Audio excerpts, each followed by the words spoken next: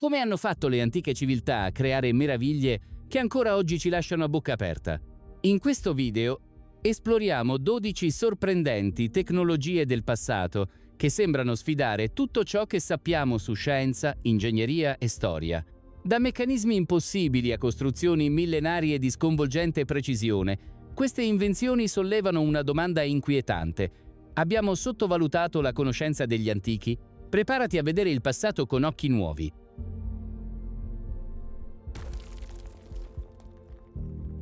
La colonna di ferro di Delhi è un esempio di lavorazione dell'acciaio, che era di oltre 1000 anni avanti rispetto al suo tempo, o un felice incidente? Gli scienziati non sono mai riusciti a concordare sulla risposta a questa domanda, ed è possibile che non lo faranno mai. Ciò che si può dire con certezza è che la colonna, a volte conosciuta anche come colonna di Ashoka, si erge orgogliosamente e risolutamente priva di ruggine a Delhi in India da 1500 anni. L'intera superficie del monumento alto 7 metri è rivestita da uno strato incredibilmente sottile di misavite che impedisce al ferro sottostante di essere esposto all'ossigeno, il che comporterebbe la formazione di ruggine. È sconosciuto come un compito tecnicamente così complesso potesse essere realizzato con i primitivi forni a carbone di 1500 anni fa. Gli scienziati pensano che potrebbe essere stato un evento fortuito causato dalla miscelazione del ferro con scorie, calce e aria umida durante il raffreddamento, poiché le persone che l'hanno realizzata non avevano idea che il rivestimento antiruggine esistesse, l'avrebbero considerato un miracolo. Ci sono voluti diversi secoli prima che qualcuno trovasse una forma deliberata di protezione dalla ruggine, quindi o gli indiani hanno mantenuto i loro segreti o non hanno mai avuto intenzione di proteggere la colonna dalla ruggine. Quando l'Algeria apparteneva agli antichi romani, costruirono un bagno termale nella città di El Hama, nella provincia di Kincella. Più di 2000 anni dopo, il bagno termale è ancora lì ed è ancora utilizzato da centinaia di persone ogni giorno. Il bagno termale si chiama Hammam es Salain, ma ha anche il soprannome di Bagno dei Giusti. Il folklore locale dice che l'acqua qui ha qualità terapeutiche. La diffusa credenza in questi poteri curativi è parte del motivo per cui più di 700.000 turisti visitano i bagni ogni anno. Non è del tutto esatto dire che tutto nel sito è esattamente come lo era quando i romani lo lasciarono, perché dovette essere ampiamente ricostruito dopo un terremoto nel XIV secolo. Ma la maggior parte dell'architettura è stata rimessa a posto esattamente come appariva in precedenza e gran parte della struttura originale rimane. Oggi troverai la piscina circondata da massaggiatori, fisioterapisti e altre strutture che non sarebbero state disponibili per i romani. Ma a parte questo, sono ancora utilizzati esattamente nello stesso modo in cui lo erano 2000 anni fa. Riusciamo a malapena a spiegare questo prossimo enigma archeologico, che è stato trovato nella penisola balcanica all'inizio del 2009. Lì, un gruppo di ricerca guidato dallo storico Ismet Smiley ha trovato questo bizzarro e incredibilmente complesso oggetto di pietra sul monte Motley nella catena montuosa di Sharplanina. L'esterno dell'oggetto è fatto della stessa pietra che forma la maggior parte della catena montuosa, ma al suo interno ci sono oggetti di rame che sembrano essere moderni trasformatori fusi nella pietra stessa. Una tale formazione dovrebbe essere impossibile perché il punto di fusione del rame è molto inferiore al punto di fusione della pietra. Qualsiasi tentativo di fondere conduttori di rame nella pietra in questo modo dovrebbe distruggere il rame, ma non lo ha fatto. Non c'è alcuna possibilità che questo oggetto sia stato creato per caso o attraverso qualsiasi processo naturale. Ha non solo bobine, ma anche fili, involucri, isolanti e contatti. È in grado di sostenere la tensione e deve essere stato progettato per farlo, ma si ritiene che abbia almeno 200.000 anni. Le domande su chi l'ha fatto, come l'ha fatto e quando l'ha fatto rimangono senza risposta. Ad Archimede sono attribuite alcune delle invenzioni più incredibili del mondo antico, inclusa la vite di Archimede. Sebbene meriti plauso e credito per la maggior parte delle sue invenzioni, non ha nulla a che fare con la vite di Archimede. È stata erroneamente associata a lui, ma tutto ciò che ha fatto è stato scrivere di un'invenzione che ha visto in azione quando ha visitato l'Egitto nel 234 a.C. Gli egiziani gli dissero che l'invenzione esisteva già da un po' di tempo a quel punto e che il segreto di chi ha avuto l'idea era andato perduto nel tempo. Chiunque l'abbia inventata è un'impresa notevole di ingegneria. È la prima pompa di spostamento d'acqua nella storia mondiale ed è stata utilizzata per pompare acqua dal fiume Nilo. C'è persino un suggerimento che una vite di Archimede fosse il fulcro del sistema di irrigazione che alimentava i giardini pensili di Babilonia. Un possibile riferimento all'esistenza di una tale vite è stato identificato in un'iscrizione associata al re Senescerab d'Assiria, che visse 500 anni prima della nascita di Archimede. Come abbiamo dimenticato il nome di un inventore così importante, uno che ha avuto un'idea che è ancora utilizzata in tutto il mondo oggi? Il Pont du Gard è un ponte acquedotto romano che rappresenta una testimonianza dell'antica abilità ingegneristica.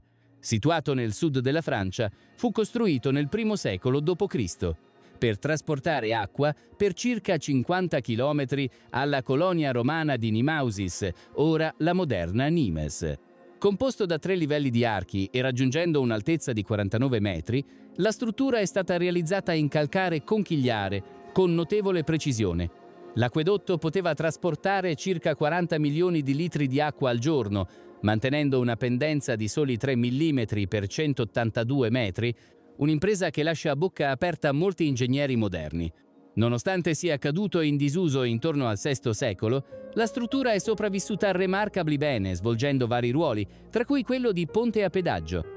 Oggi è un sito del patrimonio mondiale dell'UNESCO e uno dei monumenti più visitati della Francia, avendo subito molteplici restauri per resistere ai danni del tempo e della natura, tra cui 3 grandi inondazioni nell'ultimo secolo. Il Pont du Gard si erge come un duplice simbolo dell'ingegnosità romana e del patrimonio culturale francese, incuriosendoci con domande sull'antica tecnologia e sull'etica della modernizzazione di strutture così venerabili. Le granate incendiarie bizantine sono il tipo di argomento che ti farà drizzare le orecchie. Questi ordigni incendiari erano l'equivalente medievale delle moderne bottiglie Molotov ed erano un punto di svolta nella guerra. Originari del regno di Leone III tra il 717 e il 741, questi vasi di ceramica erano riempiti con il famigerato fuoco greco, una formula segreta così potente che poteva bruciare anche sull'acqua. Le granate avevano le dimensioni di un piccolo melone, il che le rendeva facili da lanciare a mano in conflitti a corto raggio. Ma non lasciarti ingannare dalle loro dimensioni. Queste armi devastanti potevano anche essere lanciate da catapulte o trabucchi per attacchi a lungo raggio. Una volta colpito il bersaglio, boom! Si sarebbero frantumate, sputando fuori fuoco greco, che era quasi impossibile da estinguere. Usate contro le navi di legno in mare o le fortificazioni sulla terraferma, queste granate erano un asso nella manica bizantino che teneva a bada i nemici per secoli. Quindi, la prossima volta che pensi alla guerra antica, ricorda che non era tutto spade e scudi, a volte era fuoco ed esplosioni, in stile medievale. Oh, e a proposito, non abbiamo ancora risolto l'enigma di cosa esattamente entrasse a far parte del fuoco greco. È ancora un mistero. Il concetto di elicottero di Leonardo da Vinci è una meraviglia dell'immaginazione che precede gli elicotteri reali di 400 anni. Il design di Da Vinci presentava una pala verticale a forma di vite che girava intorno al suo asse centrale, abbastanza diversa dalle pale del rotore piatto che conosciamo oggi. Il concetto era fondamentalmente valido, basandosi sulla vite aerea per spingere l'aria verso il basso e quindi spingere il velivolo verso l'alto. Tuttavia, Da Vinci affrontò limiti nei materiali e nella potenza. Immaginò che la vite elicoidale fosse fatta di lineo irrigidito con amido e che la fonte di energia fosse una molla caricata da uomini che giravano le manovelle. Gli ingegneri moderni hanno rivisitato questo concetto, utilizzando materiali avanzati e tecnologia dei droni. Nel 2020 un team di studenti di ingegneria ha condotto uno studio dettagliato ed è persino riuscito a far volare un drone utilizzando una versione modificata del design di Da Vinci. Hanno usato il dacron per il materiale delle pale e l'alluminio per l'albero dell'elica verticale, raggiungendo un equilibrio tra resistenza e peso. Anche se potremmo non vedere presto droni di consegna Da Vinci, questo esperimento serve come testimonianza del duraturo potere dell'ingegnosità umana.